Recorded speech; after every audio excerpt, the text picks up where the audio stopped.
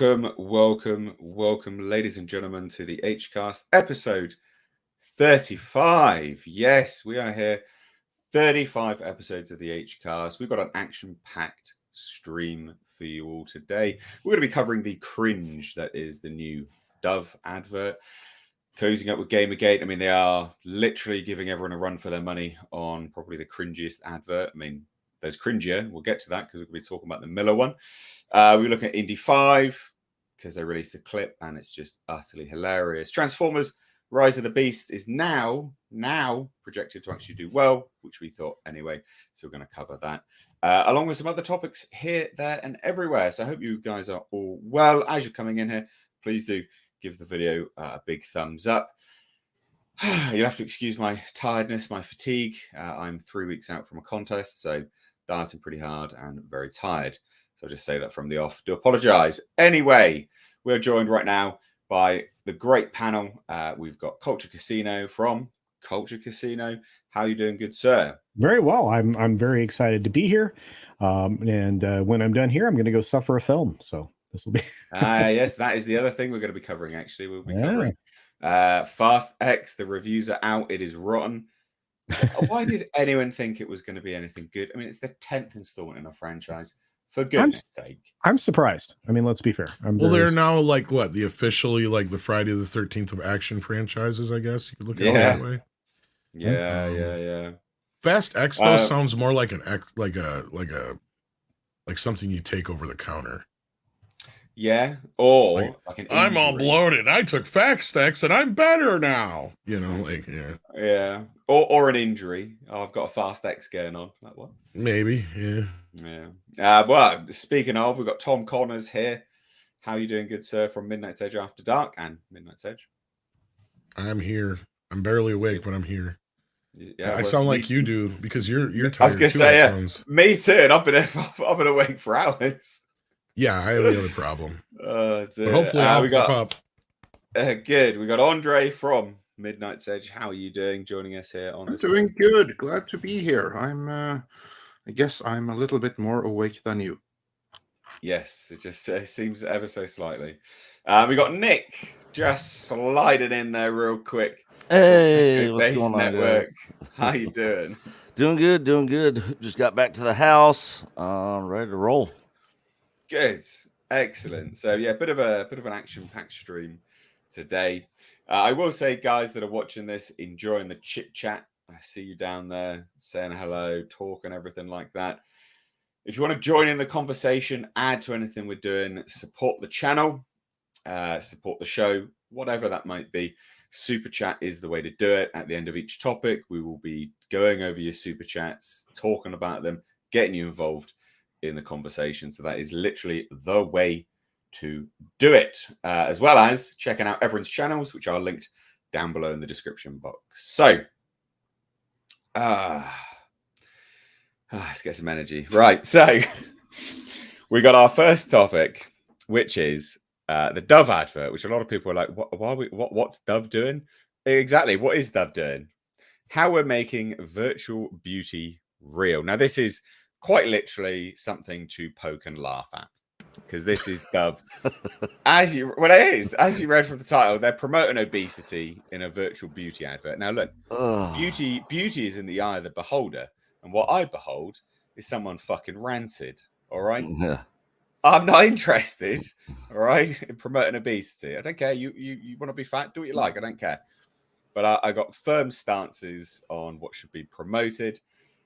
And I mean, this is just fucking. This is a joke. This is an action hero. That's just a fat piece of shit, basically. Just to be super blunt about it. And it's what a weird thing for Dove to get involved in. What are you doing, Dove? You make soap. Their diabetic medicine is in those pouches on that utility belt. Oh, God. But it's just like, we're on a mission to challenge and change female representation in video games and help make gaming a positive space for women and girls. They're literally, just break that down. They're literally saying we need to make people fat in video games because the only gamers that are women are fat. Yeah, seems to be the norm these days for some strange odd reason. The only women that play video games are fat, apparently. Or that's the one that I want to push anyway. Because I haven't seen them go the other way and show a normal, what would be considered like a normal, healthy person. That's the issue here, though, because this is kind of like the thing that I get, but I don't get with modern commercials. And that is kind of like this aspirational aspect to them. Whenever you have like a celebrity doing some kind of product endorsement, the whole meaning of it is that if you buy this product, you can be like this celebrity. If you buy this, some of their star power will rub off on you. What they're doing right here is they're saying, oh, so you're a gamer. You look like this. Don't you feel empowered? You probably stink. Here's some soap. I already haven't washed for a week. So shall we watch this first? Sorry. Tom, you've done a video up there. Yeah. Let's watch it so we can all laugh at it together. And then I think the beauty of it that we should point out is that it's only had 15K views and only 102 likes. They, of course, won't show us the dislike ratio, but I imagine it's much worse. Let's have a what watch. We can't say then.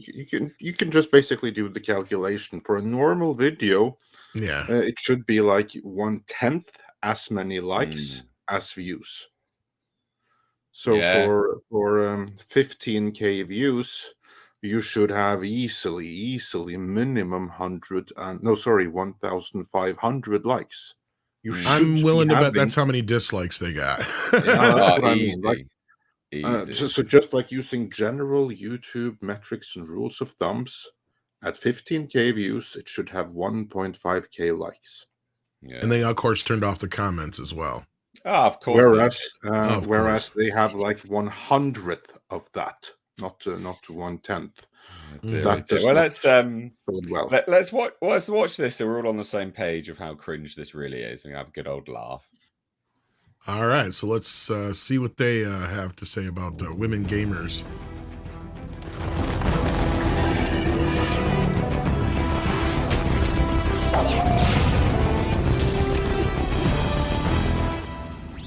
So I just it starts have to off say pretty that I normal. think that she. I just have to say, I think that she looks like a fat ass here too. Well, her head looks weird, that's for sure. Yeah, it's like her face is fat, but then and also if you look at her, like when she's bending over, like her thighs are sagging and everything. It just looks weird. I don't mean to like body shame or something, but not very good visuals. Yeah, and look at that. Like, you're very important with representation and see yourself. Pause it. So this is the funny thing. She's looking in the mirror going, that's what I want to be. Look at me. She's like, I'm proud of looking like this. And then what does she do? And then what does she do? Play it. And then she's like, oh shit, but this ain't reality. And then like, oh, fucking step on a treadmill, love. Just step on a treadmill. And there she's like dreaming, oh, what if I really looked like that? Yeah, that's where you need the soap for that image right there. Oh, wow. Oh, come on, Tom. Bad place. You know you want that. You like big butts and you cannot lie. Nah.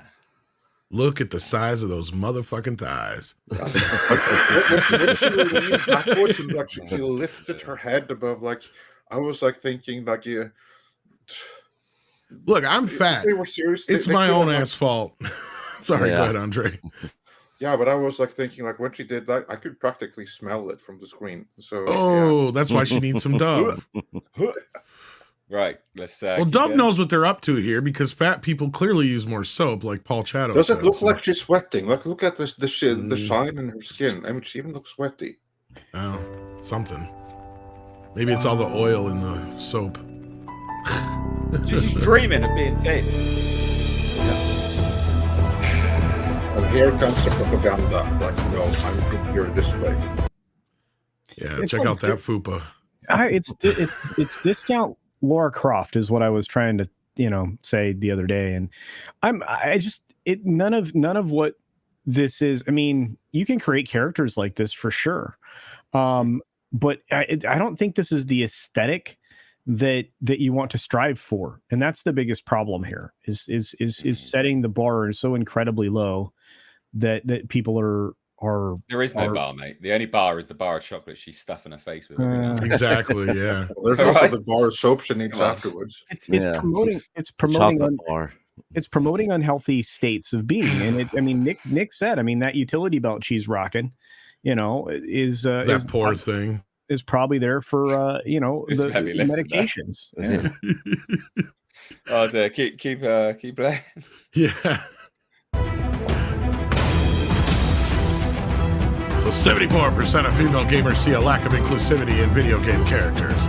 We partner with Unreal Engine and Women in Games to change this. Yeah.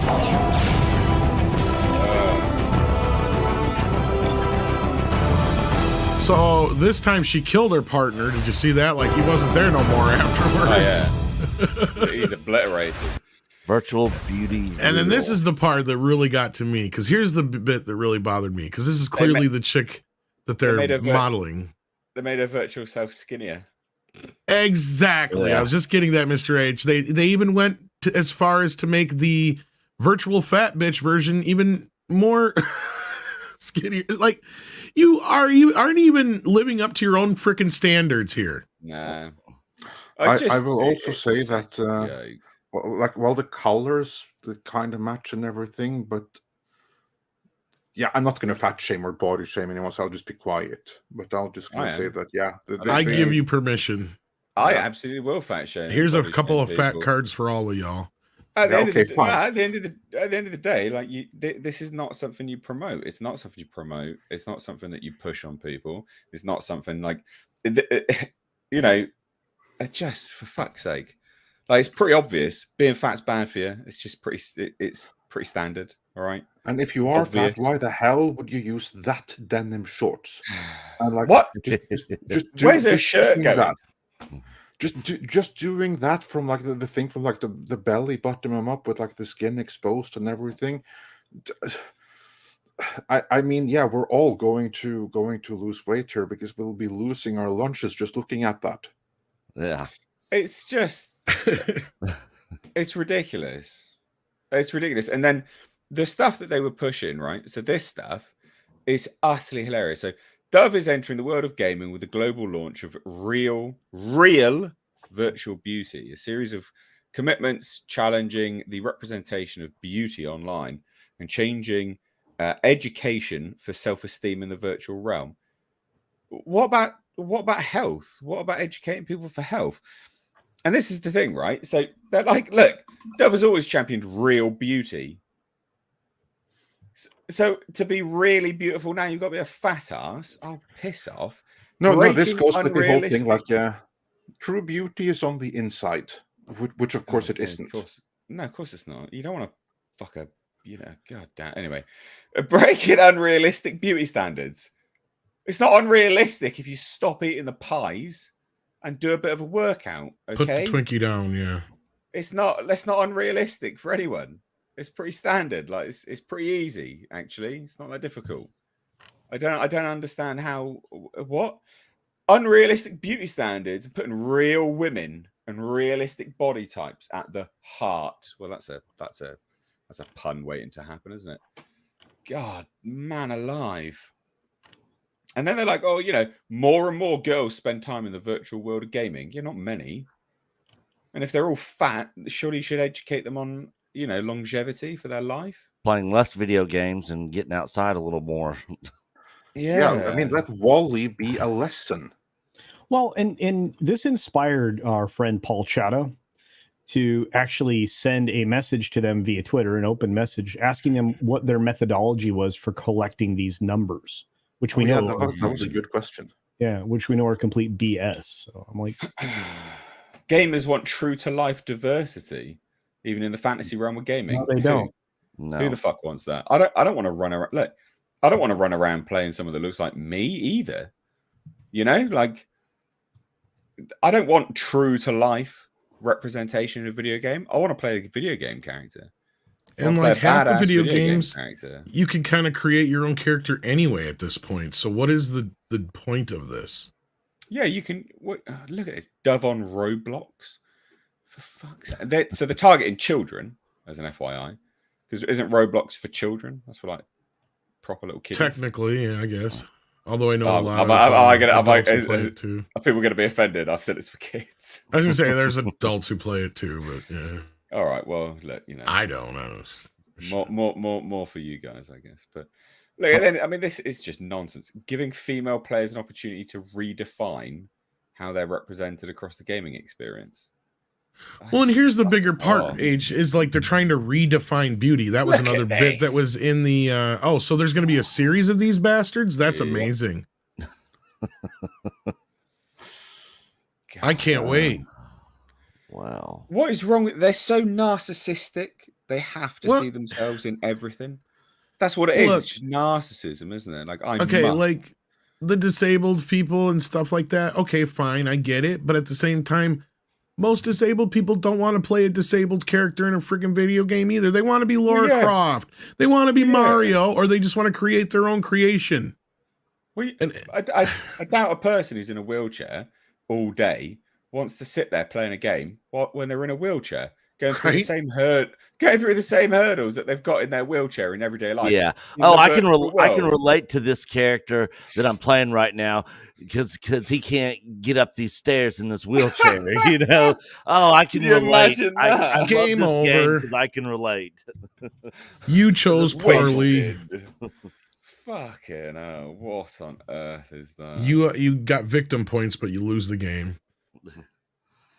This is a lot bigger of a issue. This is more of a cultural thing that they've been pushing for a long time. I literally watched a episode of Dr. Phil not too long ago where this extremely overweight woman was on there with her husband, and she was talking about how she's beautiful and she's healthy and fat people can be healthy and all this stuff. And Dr. Phil had all these doctors and stuff on there basically telling her the exact opposite.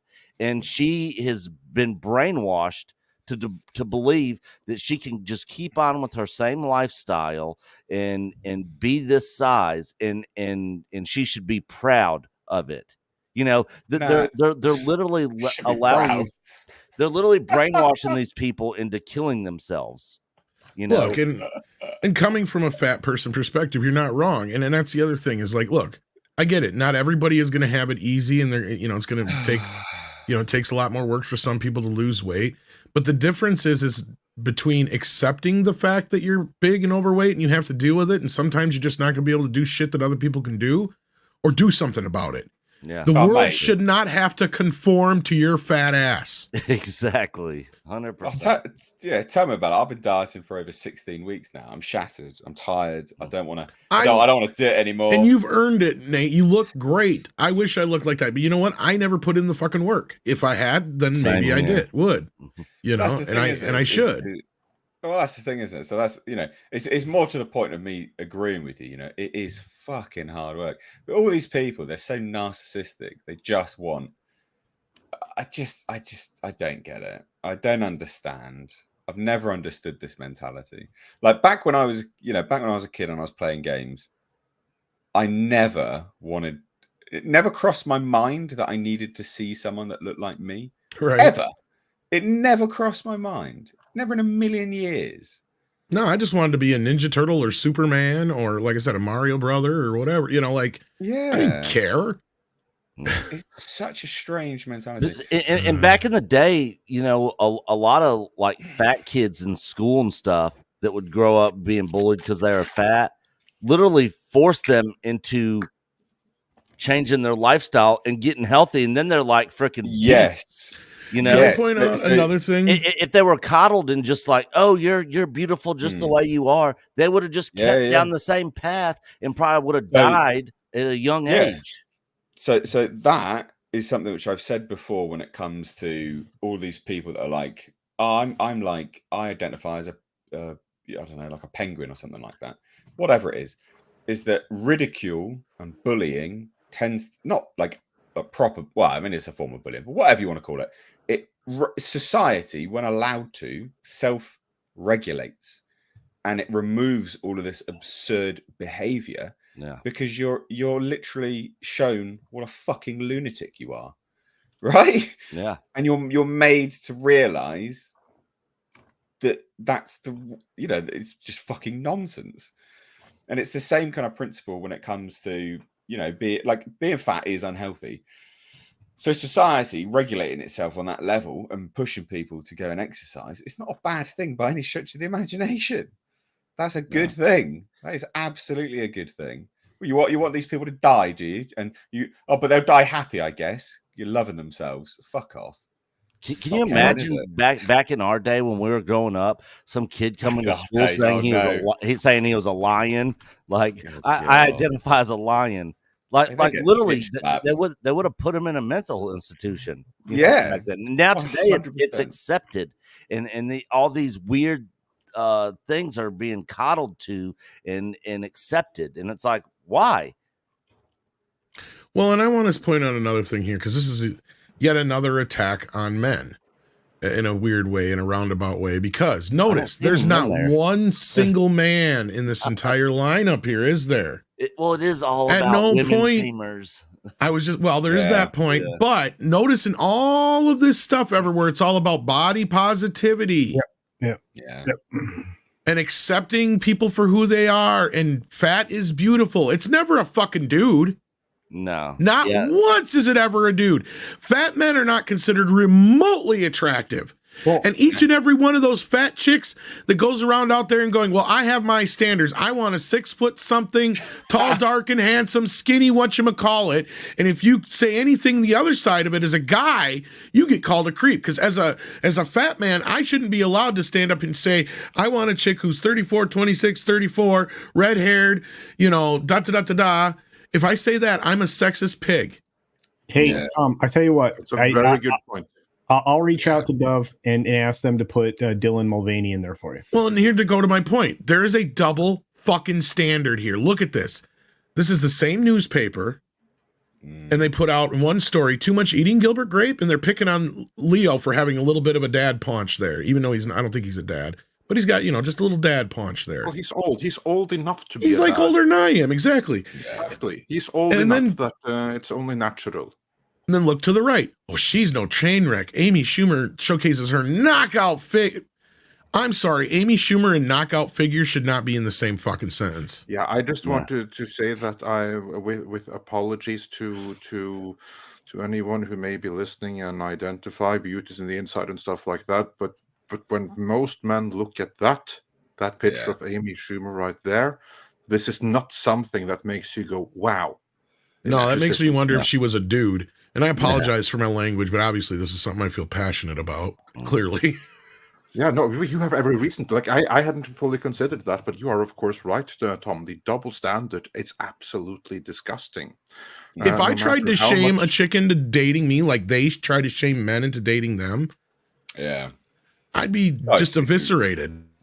Sorry, Andre, continue your point. I didn't mean to interrupt that. Yeah, no, that's all right. You actually, it's your point, and you made it perfectly. The double standard is immense. Like, okay, if you are someone that's a woman who is conventionally fat and unattractive, we need to adjust beauty standards for you so you can hook up with 10 out of 10 men, which will never happen anyway. But any man who isn't a 10 out of 10, well, screw you. You're shit out of luck. Do better. It's like men can't get dates because they're not 10 out of 10. Women most affected, right? It's kind of like that. Yeah, and it's the same thing. Like I saw a video recently where a guy's like, okay, so what do you expect out of a man you're dating? And she said certain things about looks, but then she brought up, he's got to have a job, he's got to have a place of his own, a car, all this other shit. And so then the interview goes, well, where do you live? Or where do you work? And she goes, well, I don't have a job. Well, where do you live? I live with my parents. Do you have a car? No. It's like, so why? What incentive is there for a man to want to be with you when you have an incentive? The incentive to be with them for that. And of course they got put on the spot. And again, it's just this double standard that they can let go of certain things, but once there's that wall that gets penetrated of reality where they realize, oh shit, I might actually have to face reality. And this really boils down to women. And I hate sounding like I'm bashing on a lot of women today, but it's true. It's this mentality that this victimhood shit that has really kind of permeated everything. Yeah. So further to the point, right? Just to clarify, I think. Sorry, I think yeah. I think you'll agree, right? Is that it's I don't want to remove women's agency from the situation. However, it's not entirely their fault because they've been led to believe this nonsense. Via third wave feminism, whatever you want to call it, right? That they are owed this, and they've just been duped into it, and that men absolutely should just go for it. And it's not entirely their fault, because a lot of it is just stupidity and brainwashing, and societal norms being pushed in that way. But a lot of women like will go, I want to be treated like a princess, and you go, okay, are you going to treat me like your prince? It's like, no. Well, fuck out of here then. Like it's be treated in that regard. Like you don't expect substantially more than what you're giving out. It's not like a business, an established a business with like a billion turnover going to for a fucking startup. To partner with a startup, you just don't do it. And just you go and partner with another $1 billion business, right? Like it's and this is the unfortunate nature of feminism has lied to women in general, made them think that they can just continue on until eternity without having a kid. No, you got a body clock that you got to watch out for their love, and society is built around couples. Society is very difficult if you're not in a couple. Very, very difficult if you're not in a couple. Well, and again, some of that's also because of the modern feminist messaging that ladies have to be girl bosses, and precisely. It's this lie. I don't need no man. Brainwashing lie. Yeah. And men, you do need men. Men are literally the backbone of society. You wouldn't be watching any of this shit without a man. You just wouldn't. And I hate it when people are like, you see all these interviews that are like, oh, what's a man good for? Nothing. You're like, you wouldn't be doing this interview without a man. Yeah. Like you wouldn't have even woke up without a man, because men literally are the backbone of society because they do the jobs you don't want to fucking do. I mean, anyway, yeah. I mean, how many? That discussion always happens, and I know we've heard it several times in the last few days. But men are the plumbers, men are the electricians, men are the people, sewerage workers, oil workers. They're literally the ones that make you get in your car. They're the ones that built your car. They're the ones that designed your car. Probably the best anti-modern feminist messaging thing ever was a season of Survivor where they had the men versus the ladies. They divided them in teams that way, and the women just absolutely suffered and were continually begging the men for help with getting them so that they had some conveniences. We work together better as a team. Being adversarial is always going to cost us.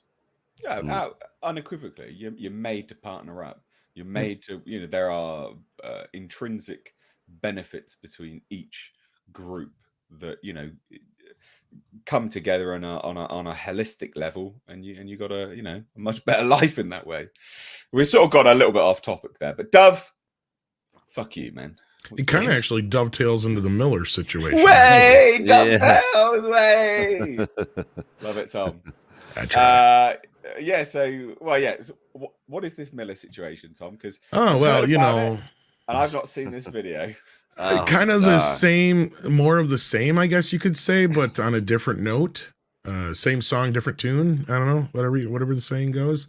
Because this is something that actually predated just by a few weeks the Dylan Mulvaney situation. It did predate. I didn't know it did, but it flew under the radar. It was Miller's contribution to Women's Month. So this isn't them going, hold my beer. No, technically no, but wow, in a weird way, it's almost worse. And I guess you'll have to see it to understand it. So yeah, you can go ahead and flip it up there. It's much worse. Oh god! So just for a bit of clarity, guys, and we'll come to your super chats in a minute, I promise. And if you want to join in again, if you want to grab those first, please do. Yeah. Well, yeah, okay. Well, yeah, all right. So we got a super sticker from Al Humphreys for £5. Thank you so much, my dude. I actually don't know what that super sticker is, but thank you. Al Humphreys for £5 again says, Mr. H, I thought that was the I can't say that.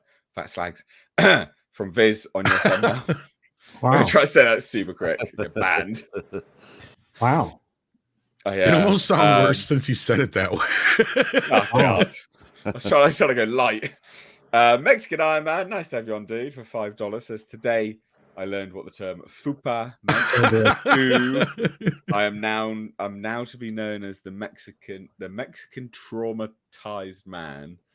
Ugh, and you put an X in there, rather than he did. Z, so that's funny as well. We got to get Mikey on here one of these days. We do actually. I was speaking. He's been on here before. Oh yeah, he has. Yeah, he's been on it for the Disney stuff. I was actually speaking to the guys who run Bleeding Fool earlier, and going to get one of them to come on as well. Oh, cool. Yeah, as long as they're not bleeding cool, because they suck. Nah, it's the Fool version. Zach Red Pillar for $2 says, I call these activists the 50 and under club. Oh, I like that. That's very good. And Adam for something. I don't know what that is. What is Hungarian francs? Yeah, Hungarian. Yep. Okay. Says, I guess Ricky Gervais has said it all.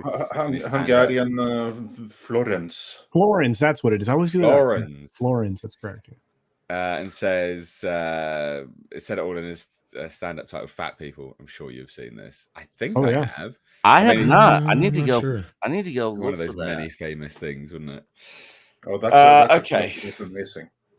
So this actually goes beyond the fat people. This goes to the next level.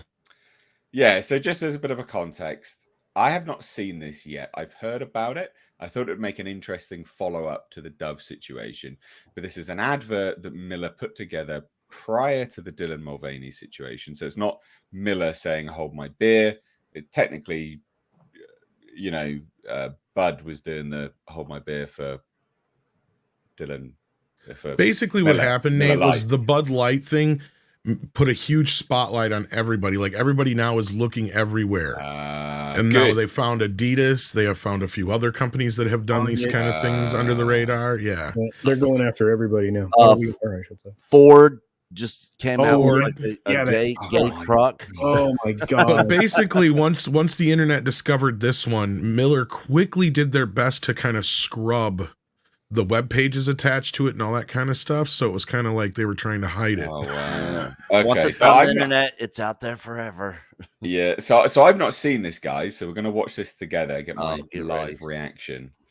But yeah, let's have a watch of this advert that Miller put out. Here's a little known fact. Women were among the very first to brew beer ever. From Mesopotamia to the Middle Ages to colonial America, women were the ones doing the brewing. Centuries later, how did the industry pay homage to the founding mothers of beer? They put us in bikinis. And you got paid what? Okay, so that's where it starts. I want to be fucking lectured on. It's a bit what? Who's your market? I just want to say that. Are we sure about that? Is like if you were to put that on Twitter, would there be some community notes disputing the information presented here? Because I kind of have a feeling it would. There's some facts too, because notice how she worded it. They were among some of the first people. Yeah. They were among the first, like women were among the first people. Because there was men and exactly. Shit, what else? Men and I don't think there were any them at the time. And they weren't paying homage, chick. They were paying those models to promote the thing. They got paid rather well. Oh, we'll get into that because that gets even juicier as we move along. And there's probably lots of models that tried to be that one on the picture. Yeah. Well, like I said, that's important, and we'll get to that because this kind of takes a bit of a turn. Because notice her face is blotched out there for one. Oh, they're all blocked. Well, women don't like beer. Anyway. Well, I think the fact that they're blotching out their faces is a big deal. Because first of all, They're turning them basically into nothing more than just a body. Dehumanizing them, yeah. Yeah, dehumanizing them in that way. But I think there's more to it, and we'll get into it here, I think, as we Okay. move along. I'm curious if you have the same reaction I did, and Andre. Look at this wild. It's time beer made it up to women. So today, Miller Lite is on a mission to clean up not just their but the whole beer industry's Miller Lite has been scouring the internet for all this and buying it back so that they can turn it into good for women brewers. Literally, good How, you ask? Ladies, take it away. First, we turn the bad into compost. Then we feed compost to worms. Push out beautiful fertilizer. That good helps farmers grow quality hops. But the majority of hop farmers are not women. Yeah. Oh, we'll get to that. And real quick, can you turn ink and paper and chemicals into compost?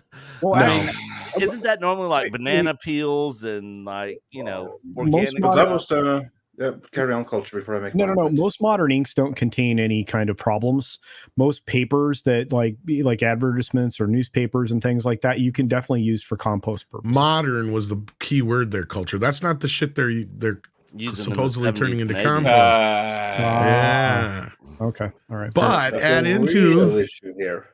yeah. The real bad thing is So I want to Someone- take us back just a moment here. Well, There was- someone has just said it in the chat, and they said that they don't want to pay the women, so they blank out their face. Exactly. That's part of it. We'll get to that in just a moment here. I this think thing that might pissed- be part of it. This thing This pissed is the me part off. that bothers me. Yeah, What's that then? it's a shredder. This, it's a shredder. Yeah. They are Yeah. basically wood chipping these women. They're putting More those than women that. in a wood chipper. Erasing history. Yes. Thank you. Buying it all What they're back asking you to so do, can they are erase asking it. you to go into your attic and find your Oh, grandfather's fuck off. Playboy collection or something like that, scour through that, and cut out all of the problematic beer commercials and send it to them so they can shred it. They are actually asking you to censor anything vintage in paper you have and send it to be shredded. They are calling for a modern day book burning. Yeah, 100%. And now you guys mentioned the faces. It could be just because they don't want to pay the models, but there's another point. of Miller this, I Lite think. has been scouring the internet for all this and buying it back so that they can turn it into good for women brewers. Literally, good How, you ask? Ladies, take it away. First, we turn the bad into compost. Then we feed compost to worms. Push out beautiful fertilizer. That good helps farmers grow quality hops. which is then donated to women brewers to make their own really good But there's Okay, so there's the It's next charity. part. It's charity. Also, exactly. But before that, she's Women are only factually good for charity, apparently. yeah, but she's factually inaccurate there as well because worms actually are part of the composting process. They aren't. They don't feed compost to worms. They're part of the whole composting process. But also, like, yeah, that's what they're doing is they're donating the money to women brewers. Now, I think it was either Culture or Mikey the other day who went and looked it up for us. And out of over 10,000 microbrewers in the U.S., 127 of them are run by women. Oh my goodness me! So it's a Not very, Forget very that. small minority.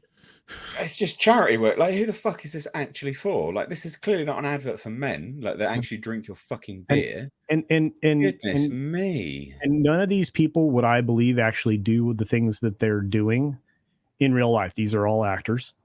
Obviously, Yeah. we know the one main chick is because yeah, we'll get into that in a minute. Ilana. But when I look at these things, and then Tom and I stumbled upon something else. This is an anti-hot person commercial. Yeah, it's a tractophobia commercial, much like the last one, Yeah. obviously. Yeah. Phobic, to borrow someone's There's term. definitely more out there. In your attic, in the garage, in your See? parents' basement. Send any you got into Miller Lite and they'll turn that into good too. Oh. So here's to women, because without us, there would be no beer.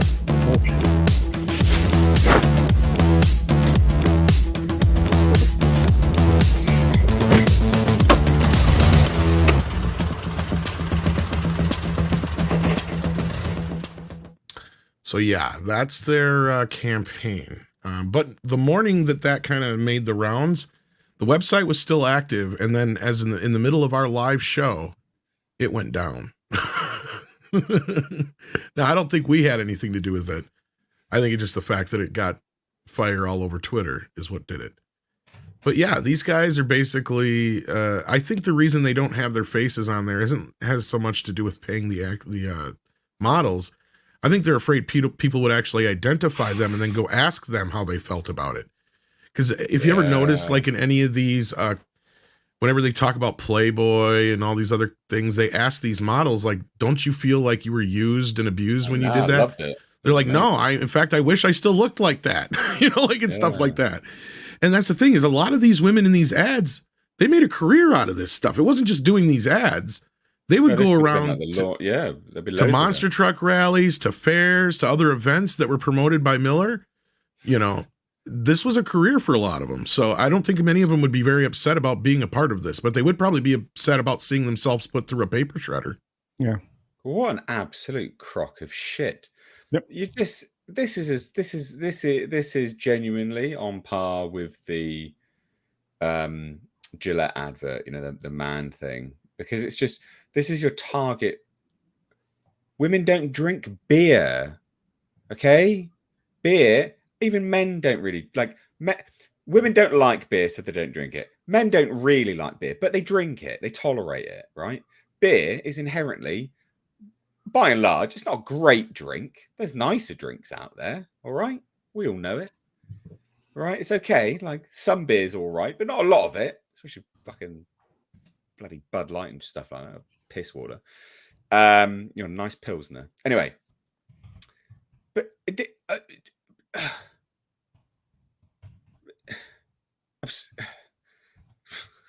Are you? Your audience is men. Your market is men. What are you doing? Why? Well, and this is what goes along with the whole Dylan Mulvaney thing, right? Like, I don't understand. It is completely, and it almost kind of parallels a lot of the other stuff we see in Marvel and Star Wars and all this other stuff. Is like, you are literally telling your primary audience to F off. Yep. And not only that, they should feel bad. And you're literally saying this is bad shit. What's bad about a bunch of models? They loved the way they looked. They got in bikinis. What's wrong with bikinis? Well, apparently, she's not upset about swimsuits. Look at her rocking this. Yeah, because that's the other thing, Nate, is she has been in plenty of skimpy outfits and other things. And naked. And then naked. I mean, lots of naked. She's done lots of naked stuff. Yeah. Yeah, she's an actress. Well, I bet she got paid handsomely for it as well. She's supposedly a comedian, but I've never ever laughed at her in any way. This might be the funniest thing she's done, and not for the reason she wants it to be.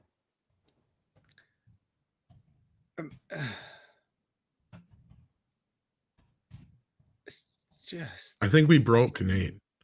I just don't understand what these companies are doing. I don't understand. Like, did they all suddenly hire the same dipshit moron from marketing, and that same dipshit moron was like, I know what we're going to do. We're just going to piss everyone off.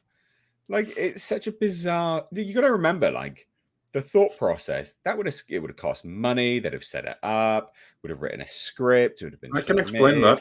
Yeah, I was going to say Andre could probably explain it.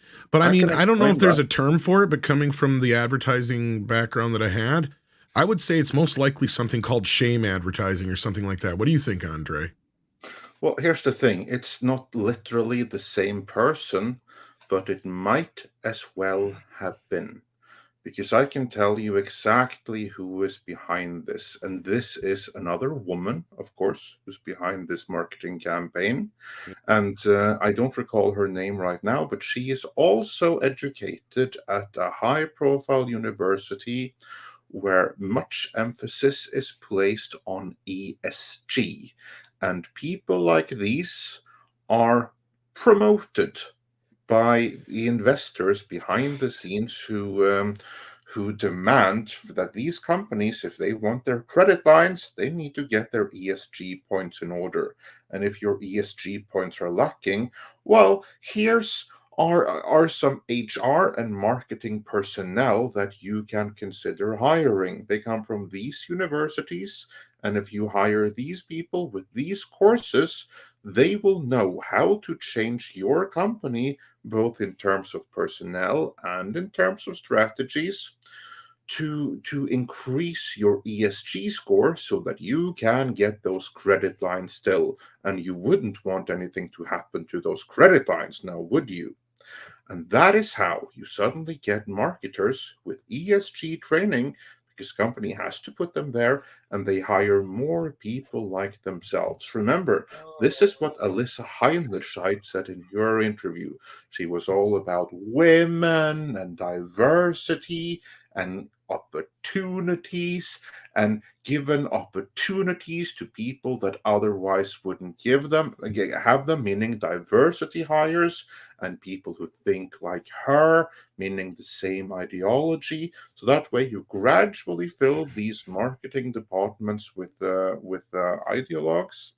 And not only that, these people, they're connected. They get like these newsletters and stuff like that. Like, oh, here's the newest fad and the coolest thing. Now we're all about like women or changing history and stuff. And then like, oh, great.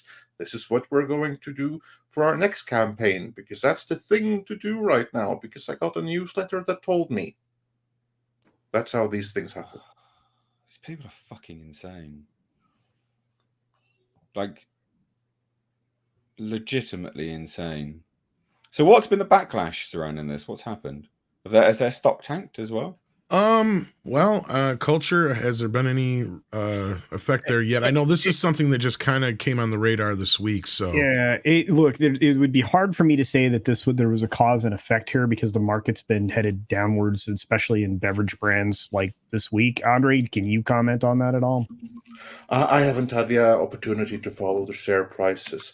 I do not expect a major dip on this, because like Bud Light is easy, and Anheuser-Busch is easy. I think it's going to take a bit for this to go as viral. I would not anticipate Miller having like the same kind of effect, although it should. Well, I think they've been taking greater strides to try and distance themselves from this, unlike with the taking down of the website and all that kind of stuff. Yeah, I mean, wow. Theoretically, since May 15th, the stock has been going down. Looking at the 5-day. So, it started up at 64.43. It's now sitting at 61.83. So it's gone down, $3. So, yeah. So not bad by comparison, then. But it's trending the wrong direction. And we're starting to see volume shifts into lower volumes of trades. When during the sell-off, you saw some pretty high volumes of trading. When you can usually see, and correct me if I'm wrong, Andre, when they're trying to artificially elevate something, they wait till mostly the end of the day or just after the market close, and then they do just enough volume of a trade to get it back up to an acceptable number. So typically they do that, yes. Where you should be worried is if you suddenly start seeing like Miller beer on sale. If you see that, that's when you know they're in trouble, because that means that they are seeing a decline, and they are desperately trying to increase their volume so they don't have to report a decline in any kind of earnings call or something. That's why you see Bud Light right now are giving all of these rebates and discounts and what have you, because they don't want to like report actual numbers earned, but they want to be able to report that units sold are back up, even if they practically have to give them away. So they're using every single kind of trick in the book to try to make their numbers look prettier. If we see any kind of like such tricks on Miller beer, that's when you know that they're in trouble too. But I honestly wouldn't anticipate that, although it really should, because it's the same basic problem here. But so basically, if you're a beer drinker, if you want to play it safe, get a local microbrewery. That way 100%. That way you are safer. You'd also be supporting local industry rather than these huge corporations but ultimately are owned by the same 100 people. So And they're nicer too. Microbreweries are always nicer. Less shit in there. absolutely, Yeah. absolutely. I always So, prefer my microbrewery when possible. But, well, yeah. well. Speaking of which, Andre, fucking just for you, son. Vikings wow. blood mead. Hey. Nice. Very nice. I'm going to have some. Oh, Bring dude. the Yeah, mead, like man. legit, I did that today. There's actually talking about Completely unplanned. microbreweries. There's a local one here in Birmingham, Alabama, called Avondale Brewery, and they are getting just slacked right now because they canceled Ted Nugent concert because the woke snowflakes on the left were screaming What? at them about not letting him play there, so they canceled his concert.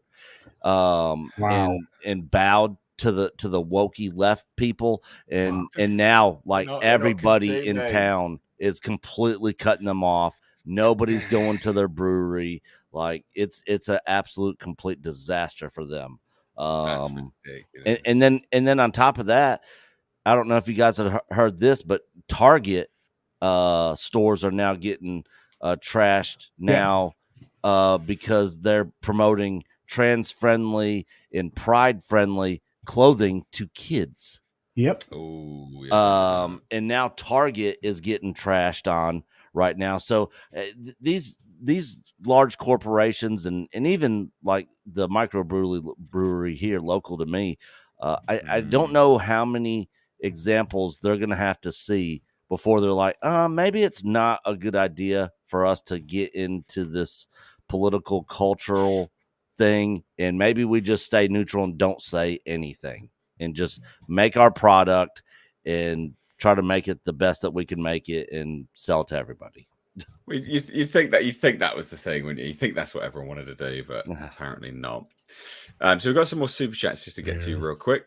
So Doug 1985 VA loves horror for $4.99 says, "Hail everyone, Mr. H, please do a stream with Mauler, Critical Drinker, and Andre called The Gentleman's Stream with guest star Henry Cavill." There you go. I mean, that would be epic. Perfect. Yeah. That'd be awesome. Not something we can organize, but yeah, it would be awesome. Be good to have a chit chat with Henry Cavill. Alec Nunoz for $1.99 says, "Cultural Marxism, so tired of this subversive junk." Yeah, I mean, it doesn't it doesn't abide by the laws of basic business. It's ridiculous. It's absolutely ridiculous. Doesn't really make any sense, to be perfectly honest. But a good segue off onto something else, which is in the same vein anyway. Cringe, baby. It's a cringe fest today. It is a cringe fest. Well, this is a cringe fest. Indiana Jones and the Dial of Destiny. Now, to be as objective as possible, everything I've heard about it has been very good. That's as objective as I can possibly be, because everything we see looks fucking terrible. Yep. And they released a clip. We can't show it because they do like a good copyright claim sometimes, and it's sort of hit or miss. But it's the dialogue. So they released a clip. It's showing at Cannes Film Festival. So they're expecting good buzz. That's why they're trying to do it there. And they released a clip, obviously all sort of in unison with that, in conjunction with that. And Indiana Jones and Fleabag, Teabag, they're driving through in like little golf carts. And the dialogue's fucking atrocious. "I fought the Nazis, you know. And you stole from indigenous people too." Did anybody even use that term very often back then? No. I don't think so. No, Not at all. It was never used. No. I was gonna say I'm not saying that the term didn't exist, but I don't remember it being a part of our vernacular until like the last 10 years. Yeah. No, it wasn't. So that's my that's it. That's the piece of news. What do we think? Because my everything I've heard's good, but fucking I cannot be. I'm not getting excited. There's no excitement in my bones at all. I hate modern dialogue in period piece films. I hate it. Yeah. And you stole from indigenous people too. Yeah, maybe he did. Maybe he did, because maybe those artifacts would have just been, I don't know, destroyed. Left to rot. So, I would also maybe say, they're better at being stolen. Actually, fucking dipshit. I I know anything about that. I would say one thing to that, because she's British in this thing here too, right? I don't know actually. Yeah, Is she I British? think or she is she talks with a American? British accent. I think. Yeah, I Yeah, think so, right. yeah. Okay. Obviously, she's a Kathleen Kennedy insert that hasn't thought this through, and I mean, like, no offense to British anywhere. So, but still, when it comes to like taking indigenous stuff and colonialism and stuff like that, We're all about that. no British person at the time frame when this takes place should throw shade at anyone else. Nah, man, we're all about it. We got loads of stuff. London's full of it. We got museums. We got loads of stuff. We refuse to give it back. I agree with that. Keep I it. would just say for the record that that absolutely do not give it back. Keep it. You know why? Because the British keeps it safe and secure and preserved. Exactly. And it's on show in really nice locations. Exactly. That everyone Whereas, can for see it. instance, Yeah, good. when you had like the Egyptians that that want some of their stuff back and stuff, yeah, I get why No. they would say that. But then again, during the Arab risings and stuff, what happened? Well, people stormed what they have and Yeah. decapitated a mummy. Exactly. This is what I mean. Like, Yeah. this is what I mean. Like, my initial response, yeah, good. We kept it safe. Good. Exactly. Good. I agree. Like, no, you're not going to see. There is no protest. Like, no, good. Absolutely good. I mean, Sure. just Take the L. I don't care. Just in Bath Spa, a Roman city, is better preserved than Yeah. anything in Rome. Yeah, that is true, and that is a massive tourist. Yeah, true. That's I live near there. It's just a massive tourist hotspot. Yeah, We yeah. still keep it nice. Still keep it nice. You can walk around it. You can book your time around it. It's beautiful. That's I love absolutely that. stunning. Yeah, but yeah, good. I'm glad we stole from indigenous people at this point. Yeah. Oh, me too. goodness me. Also, real quick on the term, it really came about in the 1970s. The term was used as a way of linking the experiences, issues, and struggles of groups of colonized people across international borders. At this time, indigenous people also began to be used to describe a legal category in indigenous law created in international and national legislation. So that term really started being used mainly in the 1970s, which was after this movie. Yeah, but also, I mean, where are you getting that from, Nick? I just did a quick Google search on it. Okay, so I'm already casting doubt on exactly the language and when it was actually relevant, because we already know that that's compromised because they pull all their stuff from Wikipedia, which is compromised. Yeah, then that's actually where it came from. Yeah, so I like I said, I no longer, and the guy that started Wikipedia will tell you not to trust anything from there now. Oh, wow. I had not heard that. Yeah. It's just, why even include this in there? I mean, and why do you think that that's going to help sell your movie? What absolute dipshit at Lucasfilm was like, yeah, like these types of people really love Indiana Jones films. They really love watching, like what? Like, what are you doing? I wish I really knew the answer to that. All I can tell you is, did you see the full clip? Because the official clip is only a minute long. There's a little bit longer clip that leaked out. I haven't seen it. When I say leak, it's actual leak out. Did you see the 20? Are you talking about the 20-minute thing or the 7-minute? 20-minute thing, but just the couple minute longer version of the chase. Because what happens? Spoilers for those who may not want to know. Plug your ears for a minute.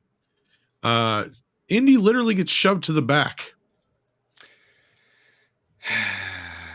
What a shame. And I've heard very good things about this, but I can't. Everything I see keeps just, I don't know, Nate. I know what you're saying, but like everything I see just keeps supporting all those leaks and supporting the fact that she is basically going to nerf him in his own movie. I agree. This is what I mean. Like, I can only repeat what I've heard, right? But what I see, I agree with you on. Like, I'm like, this just looks terrible. But I also can remind people that everybody keeps saying that the Flash movie is the best superhero movie ever made, but it's going to just take a short amount of time for people to finally go, wait a minute. I just got regular old Man of Steel with tits. What is this? someone tweeted out Stephen King's reaction to me. I saw Like, that. have you seen this? I'm like, I don't give a shit about Stephen King would know a good movie if it fucking jumped up and bit him. This is the man that made Maximum Overdrive. I love it, but still, this is the man that made Maximum Overdrive. Need I say any more? Yeah, and because he's like, oh, you know, Flash is the best movie ever, blah, blah, blah. I'm like, I don't give. And no disrespect to the person that tweeted it to me, by the way. I'll like, thank you for tweeting stuff to me. Yeah. There's no disrespect to you, but I've just got to say straight down the line, I don't give a fuck about Stephen King's opinion. I didn't give. His Twitter is the. I don't follow him. It's the most annoying thing I've ever seen in my life. It's just constant shite. He's a living car crash. He has turned into your hippie great aunt who used like to. He's having a brain hemorrhage. He is. So anyway, we've digressed. He looks Indiana like Jones. Yeah, Sounds like poo. Yeah, he looks like your hippie lesbian great aunt. That's what I just said. Well, I left out the lesbian bit, but yes. Looks like also. So yeah. Oh yeah. Anyway, like I said, I digress. But Indiana Jones looks like. Are you excited for this, guys? Is anyone here excited? For No, this? not really. I'm getting ready for it like it's a funeral, man. Yeah. Seriously. Did this rack excitement even more? Well, I mean, if Indy was killed in the last film, I mean, he pretty much was. This is definitely this is like the 180 million pound royal funeral for Indiana Jones this last film. Well, and they just dropped a featurette I shared in the private chat here. Obviously, we can't show that either. Yeah. But again, it's very centric on Fleabag more than it is Indy. You get Harrison for a little bit, and they are playing up the fact that this is his final adventure. But again, that's all I see is Fleabag. It's just Andre, he's been awfully quiet, good sir. The only thing I look forward to this is writing the retrospective. Post-mortem, rather. Yeah, I'm looking forward to the review, doing the review for it. Oh, you know what? In the movie, this film might actually be worth a group therapy. My live stream rants. Oh, for sure. For very, very, very select things, and it started with the rise of Skywalker. This would not surprise me. So this might be worthy of that. You know, it may end up being worthy of a group therapy session. Wow. Anyway, shuffling on to better things. Super chats, ladies and gents. We've got our fantastic moderator, Olaf. It's a big shout out to Olaf. Thank you so much for being a great mod. And thank you so much for the €6. It says same treatment with GL, Star Wars, George Lucas Star Wars with the Luke Skywalker to Rey Palpatine with another self-insert for Indiana Jones with Fleabag Waller-Bridge. They keep trying to make her a thing. And she's like, yeah, I mean, she's just not a thing. Like, stop it. No. The stuff she does isn't good either. She's literally all about Eve. Yeah. Daniel Steenstam, however I say your name, for 50-something, says, have you seen Katie Holmes in Cannes talking about a film training program for women from Saudi Arabia? The 35-year cinema ban was lifted 2017. Hey, I did not know that. A film training program for women from Saudi Arabia. No? I'm not familiar with this. And by the way, it's Stenenstam and it's 50 Swedish krona. Ah, okay. Yeah, what? 35 years ban was lifted 2017. Yeah, I mean, yeah, I don't know. I honestly have no idea about this. I haven't really been up to date on a lot of the Cannes stuff, to be honest. Like, it's kind of interesting to a certain degree, I guess, but yeah, I've showing Indiana Jones there. Yeah, they are. Yeah, listen to us geeks. That he's like telling us about some important historical film that was finally released to the public that nobody else has ever seen, and we're just like, wait a minute, wasn't Indiana Jones there? Yeah. Well, no. The thing is about the whole Saudi Arabia, women in cinema ban thing. I mean, yeah, like it's historically relevant, but it's only going to go so far. Do we give a shit? I'm sorry. Well, a lot of it is in name only. Like a lot of this, like ban is in name only and stuff. Like you'll still be pushed out. So There's a lot of you stuff know, they still won't allow there. yeah, regardless. even though technically they allow it. Yeah. You know, like that's what I mean. Like it's just, you know, it's all placation to the West, but while still adhering to their own things. Andrei Romaniuk for $5 says, I'm pretty sure Indy never actually stole from any people and instead stopped very bad people from using supernatural artifacts for their own end. Yeah, I mean, in the movies, yeah, I never really, yeah, maybe. Unless the gold thing at the start of the the statue. golden statue. Yeah, I think that's the only thing, really. Yeah, that's really the only thing. If you think about it, because he never actually kept or had any of the other artifacts from any of the movies, and ultimately he ended up not having that gold idol piece from the Raiders either. Yeah. Oh, for goodness sake, this stuff is just ridiculous. Absolutely ridiculous. So, Andre, because we've got you here, let's move on to our next topic, which is Andre talks about Conan. Oh. That's our next topic. Yay. I don't know enough about this, so I am just going to hand the floor over to you, to be honest. Yay. Well, I'll just say that I did enjoy the video that you put up yesterday or this morning, whenever it was, covering the Bounding into Comics article. Of course, there was like one thing that dropped after that, and that was our Andrew in that as well.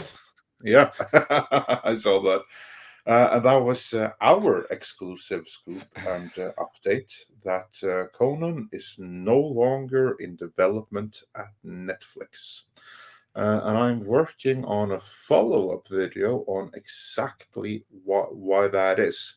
But before we get to that, I thought we could talk a little bit about Arnold Schwarzenegger's Legend of Conan, which he is still trying to pitch to anyone who will listen. I mean, he even did so in the Hollywood Reporter in that puff piece. And Nate, of course, you did like a great video on it. But who else read that article? What did you think about what Arnold said about Conan and how he bemoaned not having the rights, so he couldn't make Legend of Conan? Culture, did you read that article, Nick? I have not. I am new to this information. In this news. I haven't had an opportunity to read the article, Andre, so I'm ill prepared. I apologize. Well, that's all right. Dreadful. Terrible. Basically, Arnold was being interviewed, and he spoke a little bit about Terminator, spoke a little bit about his life in general, and he also brought up Conan. And he kind of threw Frederick Malmberg under the bus a little bit. And after reading that, I sent that to Andre. I'm like, did you see this? He's like, yeah, I saw it. And I'm like, maybe we should ask Fred what he thinks about it. And he's like, well, I don't know. And then I saw, well, he did say this on Twitter, so he did respond in a way. So I'm like, fuck it, Andre, ask him, see what he says. And Andre did. So there's a little bit more to this than just what he said, but it leads up to a lot of this. There's two things to this. One is what Arnold said. And like he threw Malmberg under the bus. Now, Nate, I know that you read this and you had some thoughts about it. So what did you think about Arnold's words? And we can get into his possible motivation. Yeah, I mean, look, so you can all see me. You know, I'm an Arnold fan. He was an icon of mine. I love Arnold. Yeah, I love him too. But this stuff really it pisses me off massively. It's kind of like dirty politics in a way. Yeah, it's politically motivated, right? On not on like a left versus right, but it's politically motivated in terms of interpersonal politics. Oh, I'm trying to get this made and blah blah blah. Why aren't you doing this? You can't sit there and be like, as a businessman, which Arnold Schwarzenegger is, you can't sit there and be like, he should just sell the rights. Fucking, you're a lunatic for saying that. That's absolutely ridiculous. And so you know that there's something clearly inherent behind that statement to make him go, he should sell the rights, and also put that in the public domain so people end up parroting that, and then it becomes a sort of a snowball effect. There has to be something there behind it, because Arnold's a businessman. He's not an idiot. right? He wouldn't sell the rights to anything if he had it. Of course he wouldn't. He's a shrewd businessman. So to throw it out there, and also as well, like you got to remember, and I said it in my videos that like actors are the last to know about projects, you know, and he is an actor. He isn't Conan. You know, he's not. Maybe he was known for it at one point, but you know, like your little Bobby down the street isn't going to know about him now. You know, as Conan the Barbarian, he's just not going to know. So he is literally going to be one of the last to know about these kind of projects, or should be. So this is obviously a giant political maneuver and a dick move as well. Like to me, it just screamed dick move, massive dick move. But yeah, that was my thoughts. Yeah, because I think it's here it's important to add some context, and I'm adding some more of it in the recent video I'm doing right now. Because like in the previous video, I was quoting, like I reached out to Fredrik, and I like asked him, I like that tweet you said, that tweet you sent. It sounds like you are ready to let the world know that you've taken Conan away from Netflix. Are you? Because if so, I get dibs. Because this happened long time. I knew he took it away a long time ago. And he was like, yeah, like Arnold makes it sound like I haven't been sitting on this and done nothing for 10 years. So, yeah, let's let everyone know right now that, yeah, it's no longer at Netflix. Oh, sorry, go ahead, Andre. Yeah. So that's behind that, but at the same time, you're right, because it is a dick move, because he made it sound like Fred is I call him Fred. I mean Mr. Malmberg. Like I've obviously spoken with him quite a bit. I'm not going to say we're friends or anything, but I can go directly. Yeah, we're friendly, certainly. Yeah. And like when he says that, it makes it sound like he's been sitting idly by for 10 years. That's completely ridiculous. For the past 20 years, the reason that anyone knows of Conan today, whether it be comics, games, that's Fredrik Malmberg. I mean, I would go so far as to say that he is the single greatest brand manager for any entertainment brand living today. He took a brand that was dead, completely dead, with no interest, and he brought it back to life. What he's done over the past years, just to like go through that, is that he was able to. Well, not only that, he's protected it in a lot of ways, Andre. Sorry. Completely. I was about to get to it. He was about to. He basically brought the original stories back into print for mass consumption for the first time in 80 years.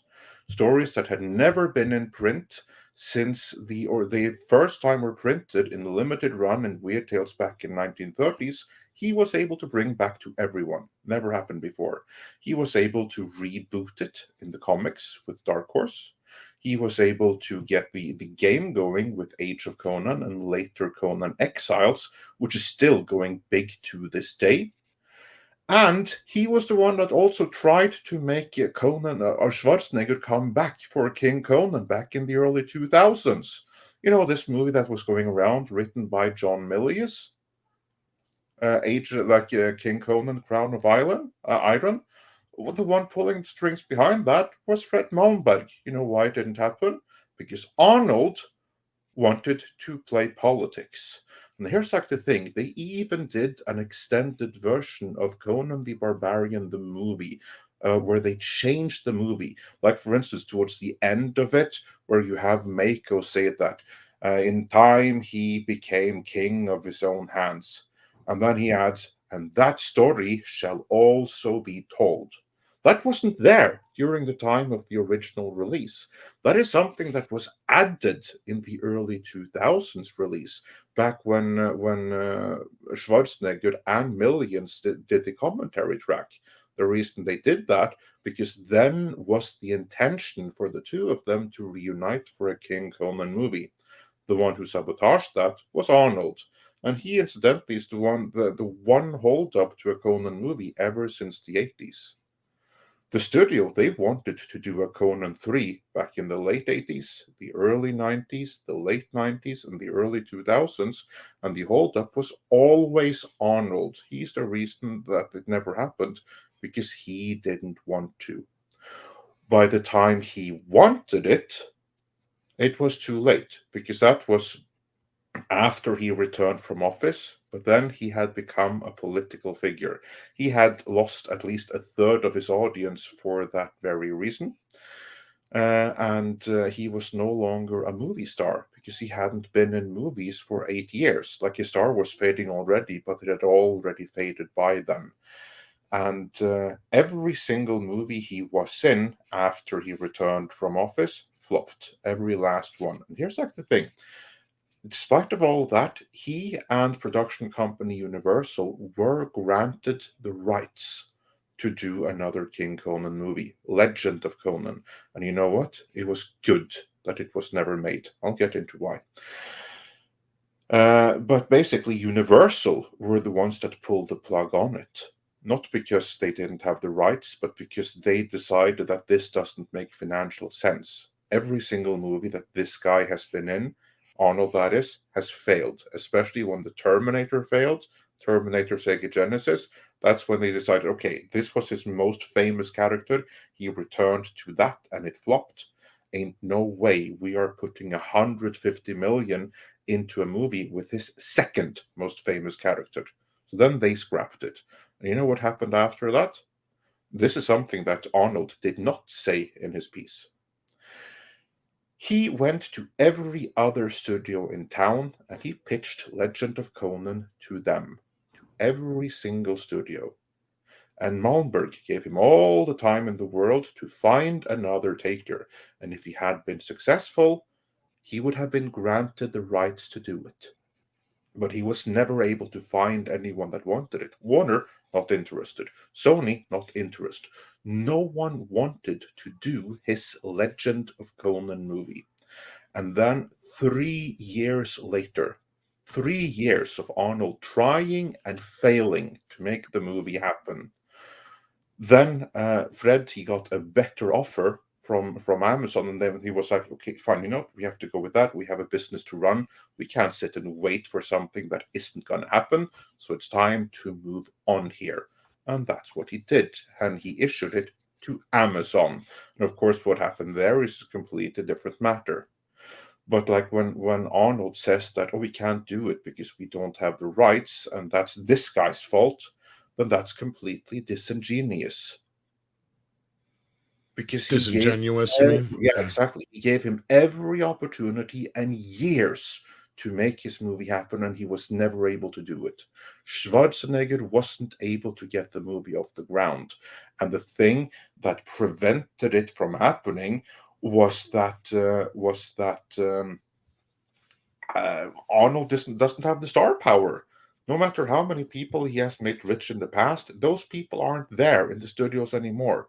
They aren't going to give him the money needed to do this kind of project. So Fredrik Malmberg, he moved on in a different direction with a reboot. Now, he still wants Schwarzenegger involved in some capacity as a tribute of respect to him, and because he's so synonymous with Conan, but he doesn't want to do the Legend of Conan movie, which of course you got to understand, because he wants to bring back the Conan that we have seen the past 20 years. The real Conan. That's the Conan we have in the games and the comics and the books. That's the Conan he wants to do, not the Conan from 40 freaking years ago. Where'd you go with that character either as well? Like, what? So it does well, and then what? Nothing. Yeah, here's the thing.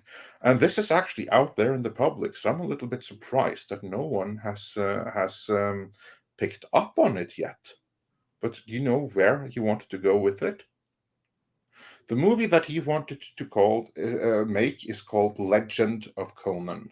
And there's a twofold reason for that. One is that the script that John Milius wrote for King Conan, Crown of Iron, that's locked up with Warner. So they can't use it. That's one thing. The other, Arnold, he has straight out aged out of it. He's too old for the story in that movie. In fact, he's too old for any King Conan movie. He has aged out of the original stories. Not only has he aged out of the original stories, he has aged out of the pastiche stories. The only thing that he hasn't aged out of is a dream sequence from the recent Marvel comics where Oh, Conan goodness me. actually meets Crom. And Crom basically shows him an image of himself as an old man, where his strength has left him, his mind and sanity, everything has left him. He's just an old, empty shell of himself. Only iteration of Conan that Arnold actually can play these days. So, That's since he hilarious. can't be King Conan, that's not what Legend of Conan is about. This is what people need to understand. The movie that he's trying to pitch to you right now, Conan's Unforgiven, is not King Conan. Since he has aged out of any and all proper Conan stories, what he has done is that he has appropriated another story entirely. There's another fantasy author called David Gemmell. He's no longer with us, but he wrote a series of books, and one of these books is called Legend. This is the one that this story is based on. So Legend of Conan. The story in this is about an old man, an old warrior, Druss, who used to be king. But then he got fed up and he threw his kingdom away. He basically went into the woods to live like a homeless beggar. And while he did that, still the legend about him grew. This legendary king of the past, as the years went by, while he lived out in the woods and he became this old dude. And then eventually, at some point, something happens and he needs to come back to his kingdom to take care of business, now as an old, decrepit man. And then the populace sees the difference between the legend of Druss and the real man that Druss has become. This is the story that was used for Legend of Conan. And this is what Arnold equates to Unforgiven. Now, Nick, being a Star Wars fan, the story that I told that the Legend of Conan would be, does this remind you of something in Star Wars terms? It almost reminds me of the sequel trilogy. Yeah, it sounds a little bit like Luke Skywalker in The Last Jedi, doesn't it? Yeah. Yep. That's what Arnold wants to do. That's the movie he wants to make. It's Conan's Last Jedi. Yeah. They're not going to be on board with that at all. I mean, it sounds terrible. And the thing is, I'm a huge Conan fan. Like, I could literally sit down and watch Conan the Barbarian or Conan the Destroyer any day of the week from start to finish. And I really wouldn't get tired of it. I really like those movies. But yeah, what Andre said, Arnold Schwarzenegger is just too old to play this character. I'm all for doing a reboot, but the thing is, I just don't know who out there could pull the character off the way Arnold did in the 80s. Oh, there's plenty. Mr. H. Here's like the thing.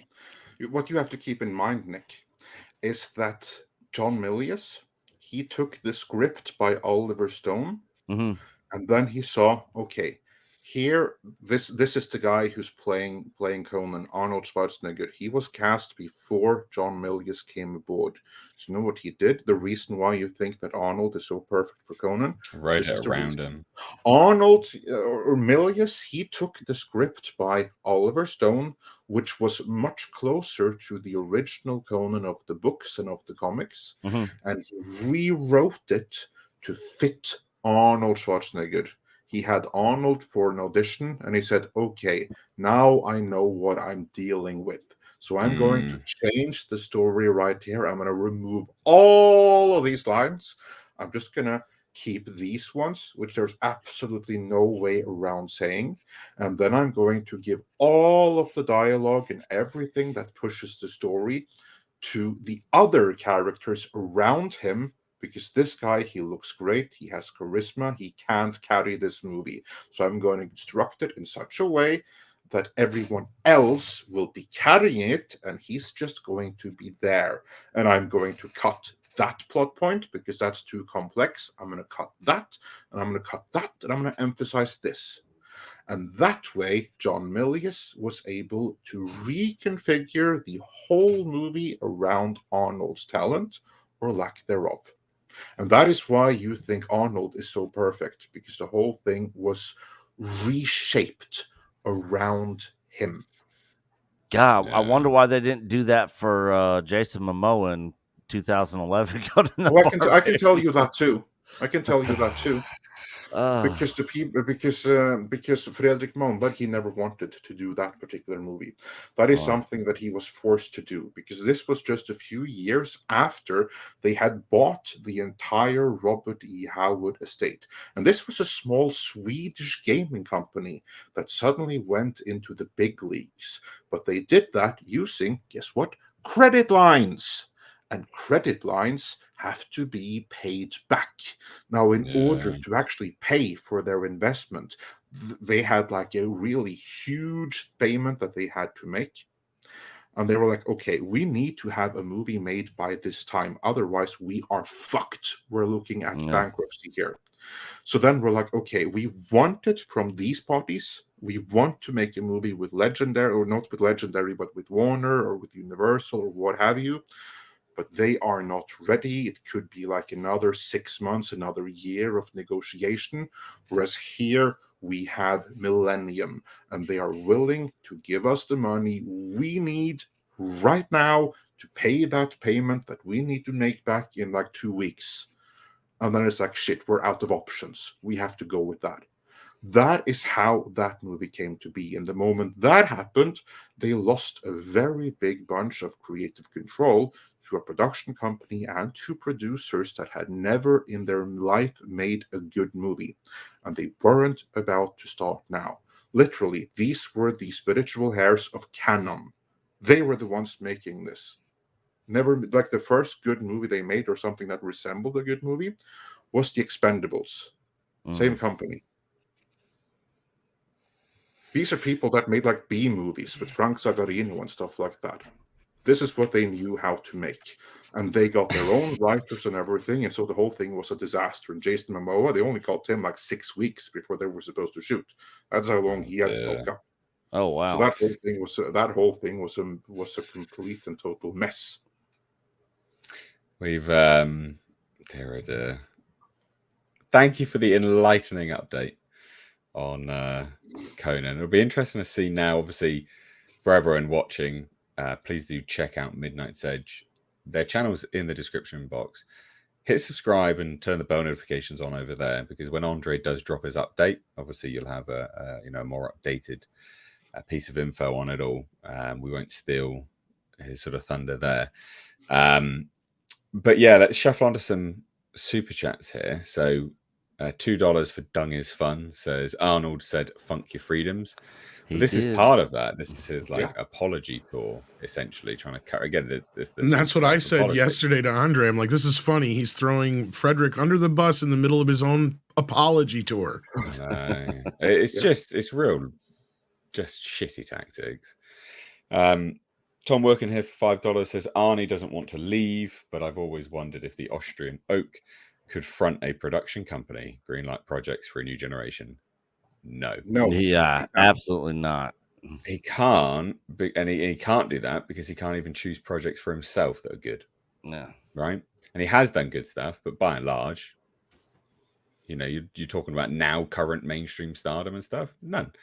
So he doesn't have that power anymore. And I don't think he's got he doesn't have the artistic know-how to front a production company, quite frankly. I don't think so. Anyway. Yeah, he literally chose to play the character in the movie Junior, where he's a pregnant man. That came out in 94. When I saw that he was doing that, at that point I was like, all right, his career is pretty much on its way down. Yeah. I So thought it was from one Jason Momoa film to another, Fast X has its reviews. The first Ugh. reviews have dropped. It's more like Now, fast. Well, look, just as an FYI, look, I don't think anyone actually thinks this movie was going to be good. Well, it's critic proof on top of it all, yeah. But this is what I mean. I mean, this is what this movie is. Like, it's the 10th movie in the franchise. Of course, it was going to be like they are this bad now, but they are almost this bad on purpose, kind of, right?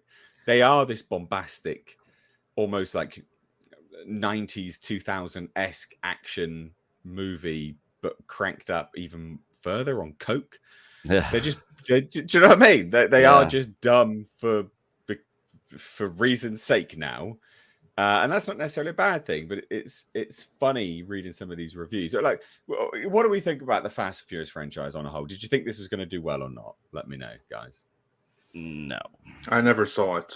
Okay. I'm seeing it in just a little bit, actually. But I'm doing it for review so people don't have to go. But look, none of these have been good. I mean, I take it back. They haven't been good in a while. The last two especially. Yeah. With one of the main appeals as part of this ensemble cast not being in this film. I mean, it may not pull the same kind of numbers, but the international audience love this. It does big overseas. It's gear prawn, right? And people like it. I mean, who cares if you launch a car into outer space? I mean, it's fine. Yeah. It's fine. But yeah, look, the critics don't really matter on this. It's going to open to 300 million. They're saying 280 million. I'm saying 300 million. And I think they underestimate how positive the reception will be in the States when this thing opens. Once again, Wow. And overseas. We kill overseas. Yeah, we've been talking about how the projections don't make any sense recently in films, right? I mean, that was one of the themes of Tuesday, and they're for whatever reason they don't think this thing is going to make quite as much to open as maybe Little Mermaid or something else. It's so bizarre. I'm like, what are you guys thinking here? Well, again, we expected this to be shit. I mean, some of these comments, sure. However exciting Fast X's stunts and elongated action sequences are, the script is dreadful in equal parts. That's kind of the reason why you watch these movies. Fast X does have all the elements you would expect from a Fast and Furious, but sadly, the execution this time leaves this first chapter of the closing stretch a jumbled, messy, and cluttered affair. This time.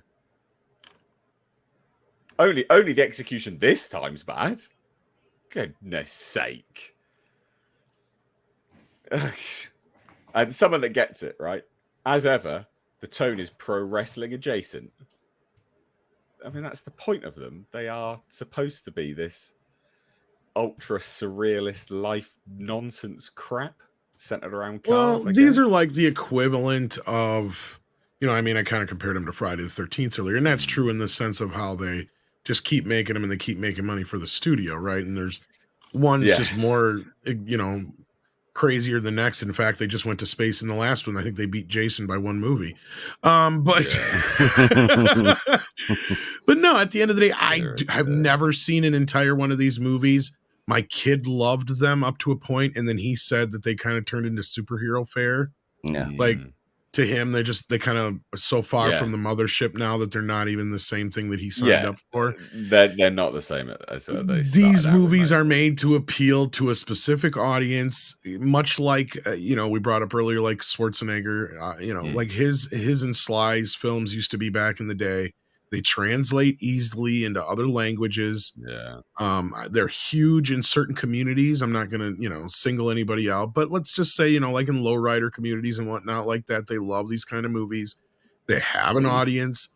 It will have a decent opening. It'll make probably 200-300 million in the US, which will be all it really needs to make to be successful, because outside the US, it's going to make bank. And that's why I compared it to the Sly and Schwarzenegger movies of the past, because that's what they used to do. They translated easily into other countries, and people just ate them up. Same thing with like Charles Bronson, even before Sly and Sylvester Stallone, Clint Eastwood, same thing. The main reason those guys didn't have a lot of lines isn't because they didn't think they could act. It's because they knew it was less for the translators to deal with. Yeah. And they acted more with their eyes and stuff like that in that respect. Yeah. Just real quick, Andre, I know you need to dip out now. Yeah, Andre has to leave, but I figured he'd have something to maybe add to what I just said about the whole translatability, considering he's from Norway. Well, as a general thing, it's a very, very simple concept. I mean, it's like fast cars, fast, sexy car, and hot chicks. That translates very, very well. Yeah, across the world.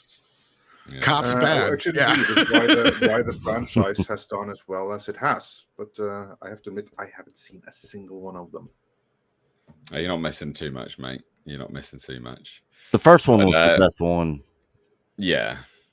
But nice to have you on, Andre, my dude. Won't keep you any longer. We'll catch you next Thursday back on the podcast. So hopefully, if you're around. Yeah, that's the plan. Excellent. All right, my dude. Right. Take care, buddy. Take care. Good to see you, Andre. Likewise. So again, this reviewer gets it, right? While the choppy approach to Fast X is a detriment, it doesn't totally get in the way of the usual insanity that fans have come to expect and love from the series.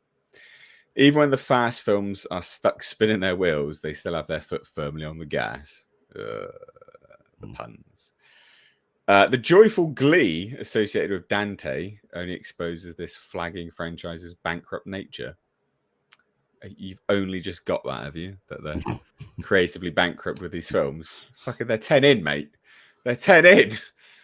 Goodness me. Some of the bad ones are just the most hilarious thing. I'm sure what universe Fast X exists in. I'm unsure, sorry, what universe Fast X exists in. I knew when the first film carried the sheen of an 80s cop film. I don't recognize a world where ultra secret HQs house cells with laser guns and satellite-shaped bombs, but then I'm not really a car person. For fuck's sake. Well, I don't know. I don't recognize any of that stuff either, but yeah, never mind. I think it's the point, really. The franchise itself is showing more than just signs of wear and tear. It's getting time to pull this one into the junkyard. Oh, get ready for all the awful puns. I wonder if Grace Randolph's done a review. Can we do our weekly segment of more dumb shit Grace Randolph has said? I don't know if we can this time. God, that would be funny. So Fast X is out and Jason Momoa is yummy, but the rest of this movie is not.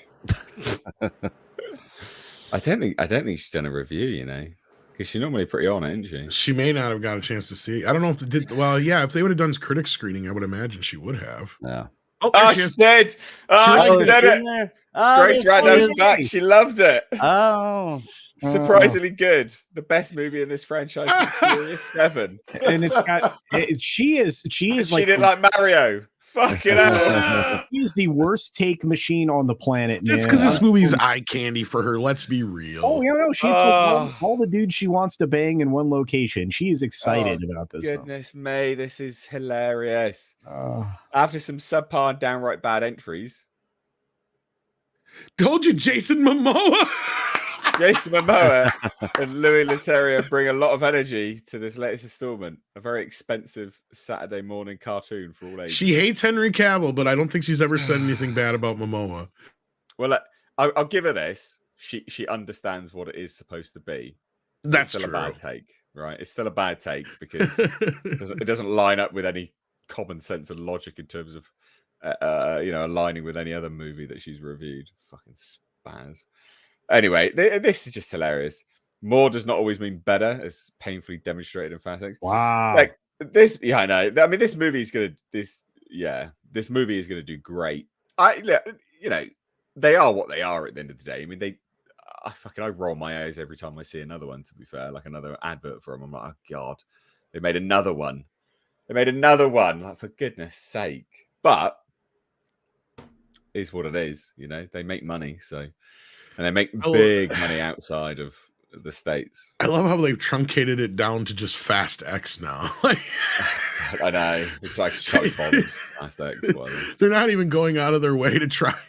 I mean, maybe they're just not quite as angry. Maybe they're less furious. Maybe they're not as furious anymore. Yeah. With age comes so- patience. Right, yeah. So we've got some super chats real quick before we get to something even more funny. So on Arnie being a producer, so no on Arnie being a producer. Okay, yeah, no, hell no. Wartooth for $5 says, I posit the notion that Tom has dementia after saying he liked the movie Junior. For fuck's sake. Tom, Joe, I had got fun dementia, with it. mate? Nah, I thought it was fun, and I like Danny DeVito. In my house, Danny DeVito was always held it with high regard. So this is a special bit of breaking news just for you, Nick. Nick, are you awake? Are you here? Nick, I are am, you I awake? am. Are you here? I am, Are I you am. ready? Are you Yep. amped? Psych yourself up. Give it to me. Come on. Give it to me. Give it to me. Disney is shutting down permanently the Galactic Star Cruiser. Surprise. Surprise. It's done. Never Oh. coming. I literally called this out on a stream like freaking it was like a year ago or something. I was like, I guarantee you this thing won't last more than a year or two. Yeah, So you were right. But it was such a great idea, Nick. It was a great idea, but not how they implemented it, and not with the cost, not with the cost behind it.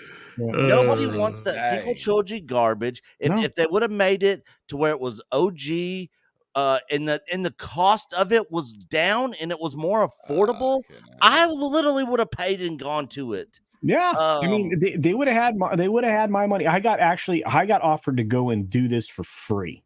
Yeah, I wouldn't even go for free, and I didn't go. Yeah, look, I'm going to say this right now, and Nick, I know you called it a long time ago, but I didn't think it was going to last. I thought it would make it till the end of this year before they shuttered it. They're going to shutter it earlier than I thought. Yeah, and it is all because, as Nick said, it wasn't the original trilogies. Yeah. They've just done that and leaned into the audience they're trying to get rid of, which is us, by the way. They're trying to get rid of us. Yeah, parents, you mean? They're going to spend eye-watering amounts taking their children to this parents, grandparents. They alienated the two people with money, the two generations with money. And the next couple of generations are not going to give two scratches for anything that they do with Star Wars going forward, because there's no love there. And Star Wars is a generational property. And Nick, go ahead and take over, because anyway. Yeah. I mean, you're completely right. It is a generational property, and maybe one day the people who were kids when the sequel trilogy came out are going to be our age and be like, oh, so many people hated it. I love the sequel trilogy, whatever. But they don't have any money that right now. They cannot pay to afford this stupid hotel of theirs, and then the whole thing of making it like modern, with the modern singing and all that. So it's like, this is not Star Wars. This is almost more like a mix between Star Wars and Star Trek and stuff. It's just weird. And it was just very weird. The prices were outrageous. Anybody that looked at the food and drink menus on there, didn't they have like a $500 drink or something? It was like $1,000 drink or something insane like that. Yeah, it was. I can't remember the price of it. Maybe somebody in the chat knows, but I remember they did have a drink there that was like extremely expensive, as well as I think a couple dishes, food dishes that were extremely expensive. But I mean, this is like a freaking fake Star Wars hotel for like elite $5,000. Yeah, I thought it was 5,000, but I didn't want to say because I thought I might be wrong. Yeah, but yeah, $5,000 for one drink. Absolutely ridiculous. There's no way that the way they designed this thing, that it was sustainable at all. Anybody who was involved in this project should be completely fired and not ever be able to run any kind of project ever again in their entire lives. This just proves once again that these corporations don't have their finger on the pulse of the fan base that they are trying to get to support them. It's an absolute joke, and I praise that this thing is going down in flames. I'm happy to see it. I thought it would have lasted a little bit longer than this, maybe like another year. Again, I'm not surprised, and I'm happy to see this news. I am surprised, right? And I'm surprised because Disney loves burying their head in the sand, and I honestly would have thought the amount they invested in it that they would have. I don't know, that they would have held out a little bit longer, maybe discounted it more. I mean, it's the ultimate sign of defeat, isn't it? It's the amount of money on this. I mean, they even say, look, Star Wars Galactic Star Cruiser is one of our most creative projects ever, and has been praised by our guests and recognized for setting a new bar for innovative and immersive entertainment. Yeah, not really. It was one of the most expensive things they've ever done. This premium boutique experience gave us the opportunity to try new things on a smaller scale of 100 rooms. And as we prepare for its final voyage, we will take what we've learned to create future experiences that can reach more of our guests and fans. What's the betting, right? What other properties do they have? What's the betting that they remodel this? They remodel the hotel element to something else that they've got the rights to, because they're not going to they can't get rid of it. Not entirely. It's got to be rebranded, like Avatar, maybe. Avatar World. No. This hotel is directly linked to the backside of Galactic Galaxy's Yeah, Edge. I know. Yeah, It's so expensive. There's no easy pathway to connect it to Animal Kingdom, which is where Avatar is. There's no way to do it. So the only option you have is to go back and give us what we said this should be from the beginning. And if it's repurposed into anything, it might be like a location for an attraction. But do you know how much money this thing costs to build? Yeah, hundreds of millions of dollars. It was like the price of more than movies, wasn't it? It was This was hundreds of millions of dollars. And that's why they weren't trying to get $5,000, $6,000 out of anybody who went here. I mean, the minimum price you could go and get a room with double occupancy was $4,800 plus tax. I mean, it's just nobody is swimming in money right now. No. And if they go back and they recalibrate this experience to the original films, or even the prequels, they actually might be able to come back with a reasonable experience cost, and a lot of people could enjoy this. But there was not, very much like Disney's movies these days, there was no rewatchability for this hotel. There was no reason to return. This was a one-shot experience, and that was going to be it. Anyway, that's what it is. So I wonder what they're going to do with the building, because they're obviously not going to tear it down. I'm guessing that they'll probably just redesign it and just make it a normal hotel room. Or so here there's several options they can do. First of all, they can expand the restaurant space and bring in an entrance from the other side of the building, because originally there was supposed to be a dinner theater as part of Galaxy's Edge that was going to be sitting behind the cantina. So you're supposed to be able to go into the cantina, and then and then there would be a limited experience there where you'd be kind of shuffled in and out regularly. You'd have a 20-minute, 30-minute experience there, and then you'd be shuffled into this dinner theater. It's very similar to the concept that they had when they had Pleasure Island, where you would have this like pre-show area where people would drink at a bar in one of their restaurants, and then they would go into a dinner theater show. That it was all improv. Now that was somewhat successful, but when they closed down Pleasure Island, that was called the Adventurers Club. They closed that down because it was kind of costly to operate, but it also was a lot of alcohol. So they closed it. They got rid of Pleasure Island entirely. That restaurant suffered it, but they kind of took that and tried to turn it into a hotel instead of doing what they had originally planned. Also, they originally planned to make the entire Galaxy's Edge fully immersive with all of the experiences that they then decided, well, wait, we're going to build this hotel. What are we going to offer at this hotel? It's going to make it more unique. So they pulled out all the interactive stuff that you were going to be able to do in Galaxy's Edge and all that immersion, and they put that in the hotel. So it was going to be, so that's all Disney does now, is try to make premium experiences out of anything. But anyway, so my guess would be if they wanted to work that out, is they would try to salvage part of it and then turn the rest of it into like an exploration thing area. But that building, that's purpose built. I mean, that is a concrete prison box, just so you guys know. That's basically what it is. Without windows as well. There's no windows, none at all. No, And the other thing is, like, when you would go there, there was a schedule that you had to keep. So you were told, like, you got to be here at this time to do this.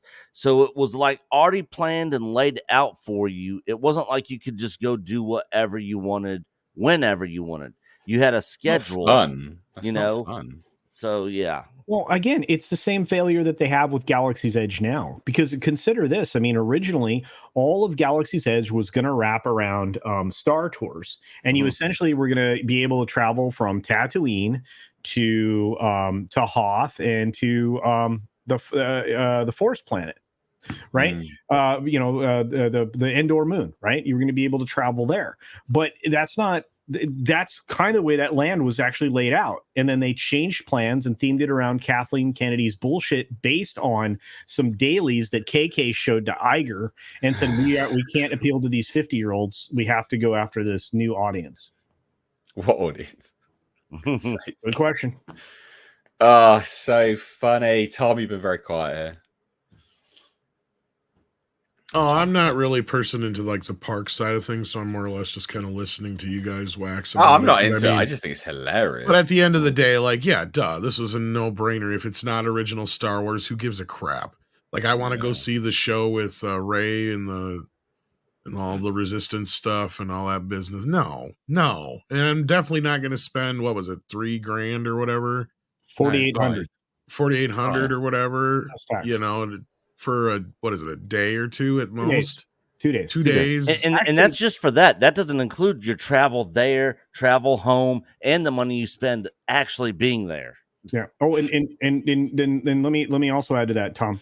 You're also only, and it's not actually 2 full days because it's set up like a cruise. So you don't get full 48 hours of adventure. No. You get 36 hours at best. Well, what's hilarious about this is these guys keep trying to pull all this, equity and inclusion bullshit, yet they're trying to make everything so much more exclusive at Disney World. Like, if you're not somebody who has a huge income, you're not going to be able to afford to take your family to this place. Yeah. I mean, let's just put a Galactic Star Cruiser aside. One of the saddest videos I ever saw was a video of a parent trying to decide because they only had enough money to get one lightsaber. And they had 3 kids or 4 kids or whatever it was. So, of course, it was like this, it was a heartbreaking scene of them trying to say, look, we can only get one of these, right? We can only afford one. So you guys are going to have to basically share it or whatever it was. But, like, yeah, it's like, it's pretty sad. Like, you can't even take your kids to these places without taking out a loan, and who's going to want to sit through this? Like, if I've seen videos of what goes on in this Star Cruiser business, it ain't worth no $48K. No. Or $4,800, I should say. 4,800, yeah, it's not.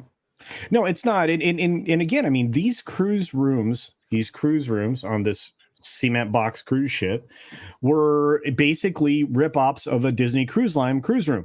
They were exactly they took the exact same format floor plan of a cruise ship room and so it would be familiar, right, to people who went on Disney cruises, and they laid their rooms out that way. Include all the way to the bathrooms, all the way to the way bathrooms were designed, and then the portal window or where you would have normally a balcony, they put that big ass TV in the wall, or behind a glass partition. But yeah, I mean, it's just like it was dumb, and in the bridge command section, where you were repelling an attack. Good Lord, give me strength. I mean, it's just so cringe. Very bad. And then all the other stuff that you did, like one of the activities was in engineering. That's like basically an escape room. It's like, okay, thanks. I might pay $40 to go do this, down the street. What is this now? What a terrible decision. But they just keep losing. We got one more super chat that dropped in. Mecha J for $2 says Fast and Furious. We're all about family. We've got another one actually. Sorry, from Bird Boy. Yeah. For €10 says watching Disney going down financially brings a little satisfaction for everything that they did. Yeah. It is only fair. Force is balancing things. That's right. What they try to push is wrong, and it must stop, and it will. I agree. It does seem to be now. Yeah. So that is the end of the. My back is absolutely wrecked. Oh So no! that is the end of the. That's the end of our topics. I'm surprised you made it a full 2 hours, man. Oh mate, honestly, I'm Yeah. I'm not in good shape. I mean, I'm in good shape, but I'm not in good shape. Well, I know you weren't feeling too hot when we first started to begin with. So. Oh god, no, thousands of calories under. I'm running on empty permanently. I'm shattered. So anyway, what have you got going on? Culture Casino, 6 minute daily. Yeah. Someday I'm gonna have a chill stream. But I feel like that'd be encroaching on Nick's territory. So, I do on Sundays. Chill streams. You can't encroach on my I territory. can have a chill stream. Yeah. Okay. I'm gonna have a chili stream where I just make chili. Oh, that sounds good. That's what I should do. I should have a chili stream. You do that, Culture. You can have it. Okay, thank you. Well, no, I want to see what you do, and then I'll make a different kind of chili. Trust me, I don't know how to make chili. I was just joking. And then every week you have a different chili recipe. Yeah, every chili stream. Yeah, like this is how Tom makes chili. I go to the store and I buy a can of chili and I open it up and dump it in the bowl, put it in the microwave, boom. Or I go to Wendy's and buy chili or whatever. Yeah. There you go. No, I'll teach you how to make highline chili, which instead of the normal ingredients, you serve it on spaghetti. But anyway, no. Oh shit, what you got going on? Come on. Okay, sorry. I got a 6-minute daily. I got a 6-minute daily tomorrow. I didn't get to talk. And Friday pre-flight tomorrow. So and then Sunday late night, which means that he'll be fast asleep. He never shows up late. I will eventually when I'm actually eating food. When you have calories. When you have calories again. Yeah, I will. Anyway, check out my channel, guys. Yeah. What you got going on, bud? Chill stream tonight.